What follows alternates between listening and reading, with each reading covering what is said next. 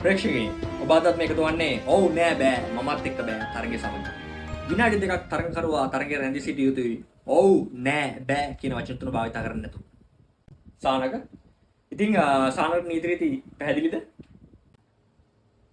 හොඳයි. මගේ පළමු ප්‍රශ්නය. ඔබ අද මෙම තරගයට සහභාගී වීමට ප්‍රථම ඔබේ ආහාර වේල ලබාගෙනද පැමිණි?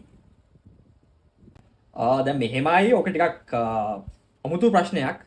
දැන් මමගේ උත්තරය මම ඔව් කියලා කිව්වොත් එහෙනම් මාව ඩිස්ක්වොලිෆයි වෙනවා. මම නෑ කිව්වොත් එහෙමයි. මම බෑ කියන පිළිතුර මේකෙදි දෙන්න බලාපොරොත්තු වෙන පිළිතුරක් නෙවෙයි කොහොමත්. මොකද මේක ඔව් නෑ ටයිප් එකට යන ප්‍රශ්නයක් හින්දා ඔය වගේ ඇහුවේ. එහෙනම් මම දෙන උත්තරය තමයි මම ආහාර අරගෙන තමයි තරඟයට පැමිණියේ.